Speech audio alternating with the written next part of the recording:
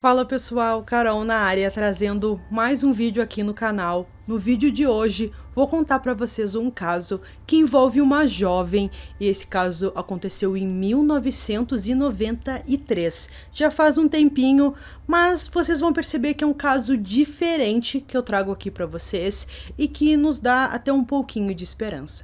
Se você se interessa por esse tipo de conteúdo, casos criminais resolvidos, casos criminais que ainda são um mistério, convido você a se inscrever aqui no canal.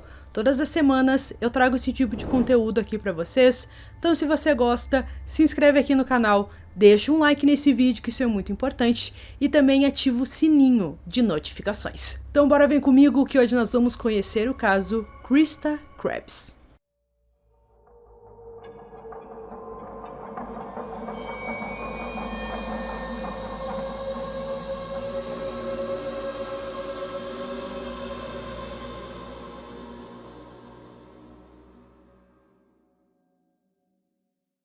Em 1993, Krista Krebs estava com 22 anos e morava com seus pais Bob e Susan em Fort Bragg, na Califórnia.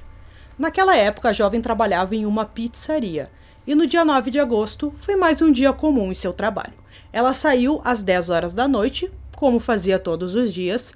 Ela disse a seus colegas que não tinha planos para aquela noite e queria ir direto para casa. Depois de se despedir de seus colegas, ela atravessou o estacionamento da pizzaria até chegar em seu carro, um Toyota 1990 vermelho. Os colegas de trabalho a viram entrar no carro e sair do estacionamento, mas alguma coisa aconteceu. Seus pais ficaram preocupados quando ela não voltou para casa naquela noite de segunda-feira, mas deduziram que ela tinha saído com alguns amigos e não tinha avisado, mas que logo estaria em casa. Infelizmente, eles estavam errados. Quando Christy ainda não estava em casa na manhã seguinte, seu pai ligou para a polícia e registrou a jovem como desaparecida.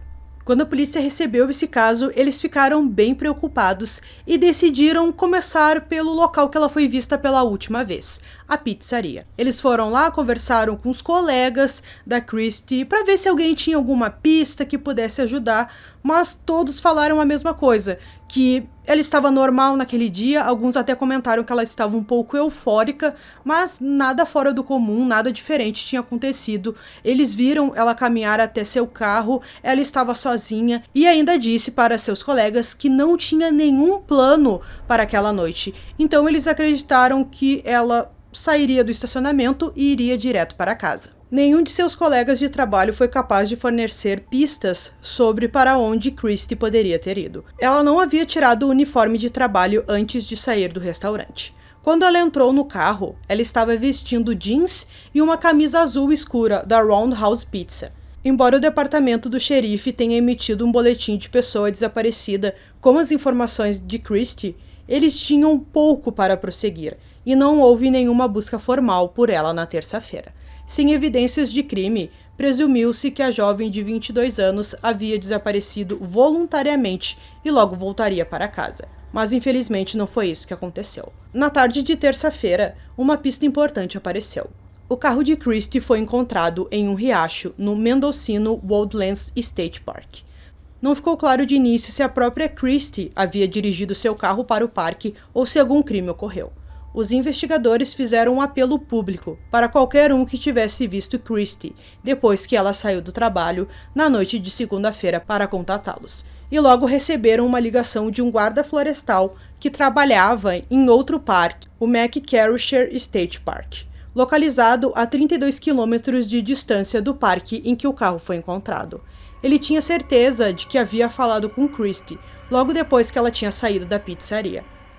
De acordo com o guarda florestal, ele estava fazendo sua patrulha normal pelo parque por volta das 10h30 da noite de segunda-feira, quando viu o Toyota vermelho parado em um dos estacionamentos do parque. Como o local já havia fechado, o guarda parou ao lado do carro para ver se havia alguém dentro. Havia apenas uma pessoa no carro, uma mulher sentada no banco do motorista. Depois de ver uma foto de Christy, o guarda a identificou como a motorista do carro.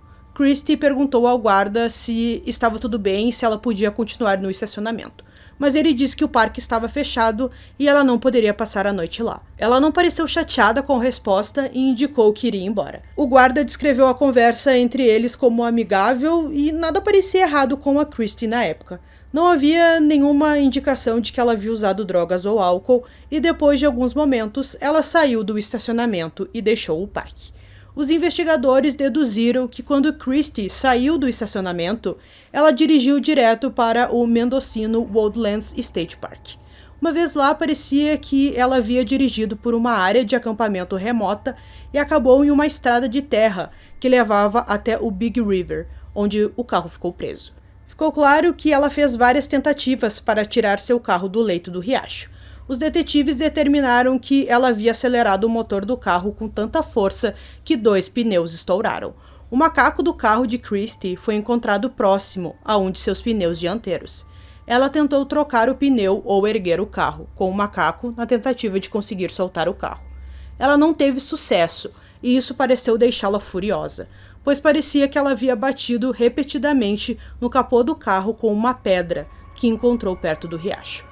A crise de raiva de Christie continuou quando ela voltou para dentro do carro, onde tirou várias fotos da carteira e as rasgou antes de jogar os pedaços no banco da frente. Ela também arrancou o som do carro do painel e jogou no banco. O jeans e a camisa que Christie usava quando saiu do trabalho foram encontradas no banco de trás de seu carro. Embora estivessem cuidadosamente dobradas quando encontradas, elas estavam molhadas, provavelmente devido às tentativas de Christie para libertar seu carro. As roupas que ela usava para fazer exercícios, um par de shorts rosa e uma camiseta branca, não estavam em seu carro, levando a polícia a acreditar que Christie havia trocado de roupa antes de abandonar o carro e partir a pé. Quando a polícia contou para os pais dela que o carro dela provavelmente ficou preso num riacho, os pais logo ficaram bem preocupados e lembraram de algo que ocorreu 3 anos antes com ela. Em maio de 1990, Christie prendeu seu carro em um local arborizado a leste de Fort Bragg. Em uma tentativa desesperada de libertar o carro, ela ligou o motor por tanto tempo que superaqueceu e pegou fogo. Em pânico e desorientada, Christie abandonou o carro e fugiu pela floresta. Nesse incidente anterior, Christie havia caminhado durante a noite, tentando encontrar o caminho de casa. Ela foi encontrada na manhã seguinte, confusa e desorientada, por um grupo de homens que trabalhava em alguns trilhos de trem, a mais de 20 quilômetros de onde seu carro havia sido deixado. Um dos homens era amigo da família de Christie e a reconheceu imediatamente. Ele ligou para os pais dela e eles foram buscá-la. De acordo com Bob, Christie parecia estar bem quando eles começaram a dirigir para casa, mas alguns minutos depois ficou claro de que algo estava muito errado. Ela não se lembrava do que havia acontecido com ela e parecia estar tendo algum tipo de colapso mental. Preocupados, seus pais a levaram diretamente para um hospital. Ela passou as 4 semanas seguintes se recuperando em um hospital psiquiátrico particular, embora levasse vários meses até que sua memória voltasse completamente. Nos anos seguintes, Christie parecia estar bem e não apresentava sintomas de doença mental. Seu colapso foi atribuído ao estresse de se perder na floresta e depois ver o seu carro em chamas. Parecia um episódio isolado que dificilmente se repetiria, mas em agosto de 93, mais de 3 anos depois, parecia que a história se repetia. Seu pai disse que ela trabalhou muito nos meses que antecederam seu desaparecimento. Ela tinha 2 empregos, muitas vezes trabalhando por mais de 12 horas por dia entre a pizzaria e o Burger King. Embora ela parecesse muito feliz com sua vida, ela começou a ir à academia com mais frequência e a dormir menos. Bob pensou no momento se esses eram sinais sutis de que o estado mental de Christie estava piorando. Ele acredita que quando ela prendeu o carro na floresta pela 2ª vez, isso desencadeou um flashback do primeiro incidente. O departamento do xerife, junto com voluntários e cães de busca, lançaram uma busca intensiva no Mendocino Woodlands State Park e na área ao redor de onde o carro de Christie foi encontrado. Nada foi encontrado para indicar que um crime estava envolvido em seu desaparecimento e os detetives acreditavam que ela havia se afastado do carro voluntariamente. Seus pais acreditavam que ela provavelmente estava desorientada e possivelmente sofrendo de perda de memória. Durante uma semana, muitas pessoas, voluntários, policiais, até helicópteros foram utilizados nessa busca para ver se encontrava alguma coisa que pudesse ajudar, mas infelizmente nada foi encontrado e a polícia decidiu que era hora de encerrar as buscas. O tenente do caso observou que eles cobriram completamente a área, mas não encontraram nada que indicasse que Christie ainda estava dentro do parque. Sem mais informações, simplesmente achamos que não podemos fazer mais nada. Embora a busca no parque não tenha dado nenhuma pista, várias pessoas ligaram para os detetives para relatar que viram Christie nos dias seguintes ao seu desaparecimento. Um homem tinha certeza de ter visto a mulher desaparecida pedindo carona na rodovia 20, perto de Fort Bragg. Havia várias pessoas paradas pedindo carona perto da estrada que levava ao Havertz Market, e ela estava com eles. O homem pensou a princípio que a jovem era sua sobrinha, então ele diminuiu a velocidade ao se aproximar do grupo de caronas e deu uma boa olhada na mulher que ele acreditava ser Christie. O avistamento ocorreu em 10 de agosto, um dia após o desaparecimento dela. O homem foi capaz de descrever com precisão o short rosa que a mulher usava, e Susan, a mãe, estava confiante de que o homem tinha visto sua filha. Os pais de Christie esperavam que sua filha fosse localizada rapidamente. Mas com o passar dos dias e semanas, sem nenhum progresso no caso, eles lutaram para permanecer otimistas. Bob disse aos repórteres: "Sentimos que nossa filha está por aí e não sabem quem ela é. Com a ajuda do público, esperamos recuperá-la." Membros da comunidade de Fort Bragg criaram um fundo para ajudar a cobrir os custos da busca por Christie e ofereceram uma recompensa pelo seu retorno. Em março de 94, eles haviam arrecadado mais de $40 mil. Apesar da recompensa oferecida, as dicas sobre o possível paradeiro de Christie infelizmente diminuíram. 9 meses após o desaparecimento dela, uma mulher viu seu pôster de desaparecida em um posto de gasolina em Salt Lake City, em Utah, e a reconheceu como uma garota que ela havia pegado em agosto anterior. Alicia Larson imediatamente ligou para a linha de denúncia e relatou que tinha certeza de que havia pegado Christie em Salt Lake City alguns dias depois dela ter sido vista pela última vez na Califórnia. Ela estava tão certa de que a garota que pedia carona era Christie que, quando não recebeu uma ligação dos detetives, ela decidiu ligar para os pais de Christie. Alicia disse a Bob e Susan que havia encontrado Christie perto da Interestadual 80, em Salt Lake City, em 11 de novembro, 2 dias depois que ela foi vista pela última vez. Ela descreveu com precisão o short rosa e a camiseta de extinta que Christie estava usando, e notou que a garota se apresentava como Chris. Ao entrar no carro de Alicia, ela disse: "Você está olhando para a garota mais feliz do mundo", uma frase que Susan confirmou ser usada com frequência por sua filha. Alicia afirmou que Christie estava feliz e falante, alegando que estava apaixonada por um caminhoneiro e estava planejando viajar para o Texas para se casar com ele. Enquanto Christie continuava falando, Alicia sentiu que algo não estava certo. Quando a jovem confidenciou que estava sendo perseguida pela polícia e não poderia voltar para casa porque isso colocaria sua família em perigo, Alicia percebeu que a história que ela estava me contando não era real. Ficou claro muito rapidamente para mim que ela estava em um mundo próprio.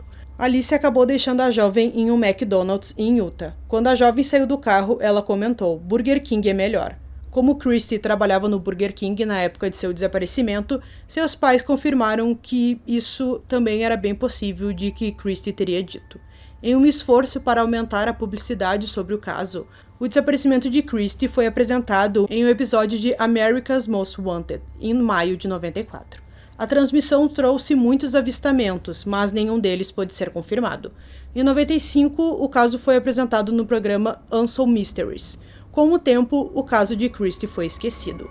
Embora seus pais nunca tenham deixado de esperar que Christie seja encontrada viva, a polícia está menos otimista.